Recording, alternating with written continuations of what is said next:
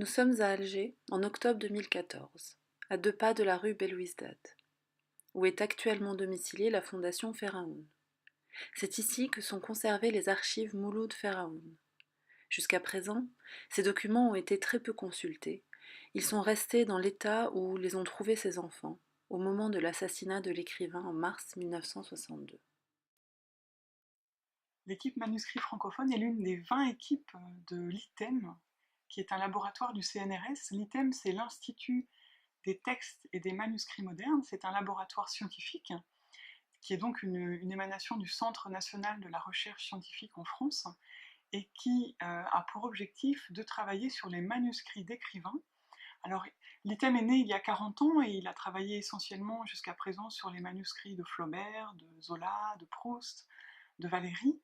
Et en 2008, son directeur de l'époque, Pierre-Marc de Biasy, a décidé d'ouvrir l'ITEM aux manuscrits étrangers, aux manuscrits francophones, et a créé cette équipe manuscrits francophones qui travaille sur les écrivains et leurs manuscrits en Afrique et dans la Caraïbe.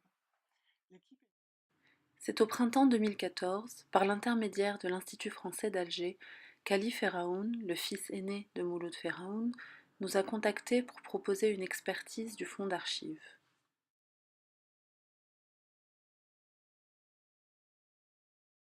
Le manuscrit francophone s'est constitué au départ sur deux urgences. La première, c'était l'urgence de sauvegarder les archives de Sony Laboutancy, un écrivain du Congo-Brazzaville.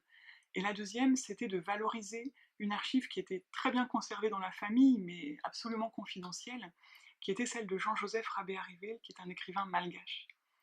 Donc nous avons créé l'équipe pour étudier, pour valoriser et pour éditer ces deux corpus. Parce qu'en effet, l'équipe a trois objectifs. Le premier objectif, c'est la sauvegarde des fonds d'archives qui sont en péril, qui sont à l'état parfois de lambeaux dans plusieurs pays.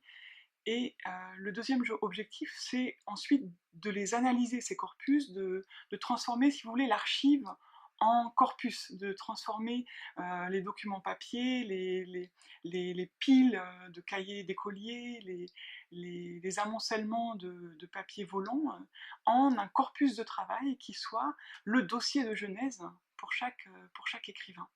Donc ça, c'est l'étude qu'on dit, nous, génétique de ces corpus, qui est notre objectif principal, qui est le cœur de notre métier à l'ITEM.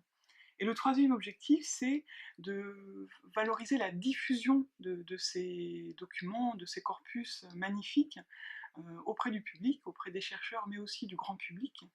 Et donc nous procédons à des éditions critiques, à orientation génétique de ces corpus littéraires d'immenses talents. Nous n'avons pas tellement à choisir parmi les corpus de travail, parce qu'en archive et en Afrique et dans la Caraïbe, les corpus les plus importants n'ont pas été travaillés de cette manière-là, donc nous travaillons délibérément avec les plus grands et les plus beaux corpus de travail.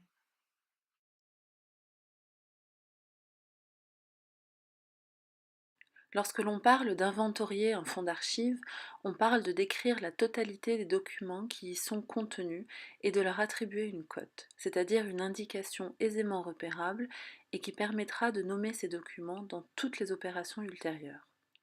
Cet inventaire est déjà un document scientifique très important pour la communauté des chercheurs. Dans un deuxième temps, il s'agit de conditionner les manuscrits dans des dossiers qui permettront de garantir leur pérennité et d'éviter la dégradation des originaux. Il s'agit donc de sauvegarder les documents physiques dans des contenants neutres. Ces contenants doivent ensuite être nommés avec la plus grande précision en fonction de l'inventaire. Une fois les documents mis à l'abri, nous allons les prélever un par un pour les numériser, de façon à avoir une copie numérique qui servira à la consultation assidue des chercheurs et permettra de ne pas détériorer les originaux. Nous numérisons les documents page par page, et si l'on peut dire plus précisément, folio par folio, en numérisant le recto et le verso de chaque folio. L'objectif est de mettre en ligne l'ensemble des archives Mouloud Feraoun pour une consultation dans tous les coins du monde par les chercheurs mais aussi par le grand public qui souhaitera avoir un accès privilégié des documents de la plus haute importance pour la compréhension de l'œuvre de Feraoun mais aussi de l'histoire algérienne et du contexte dans lequel cette œuvre a été écrite.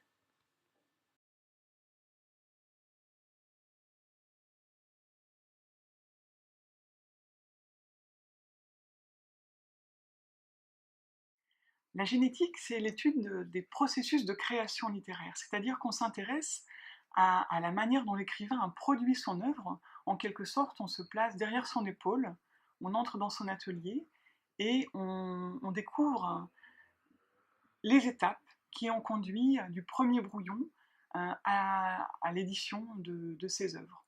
Donc on est vraiment dans une logique de comprendre le processus de travail, de comprendre la poétique en fabrication, de comprendre la littérature en train de se fabriquer. Et c'est quelque chose de fascinant. Ainsi, nous proposons une nouvelle approche de cette œuvre littéraire à travers le processus de création qu'on appelle la génétique des textes. Voici l'ambition de ce travail scientifique. Nous aurons besoin de la collaboration de la communauté des chercheurs dans son ensemble pour arriver à des résultats satisfaisants qui seront communiqués le plus largement possible.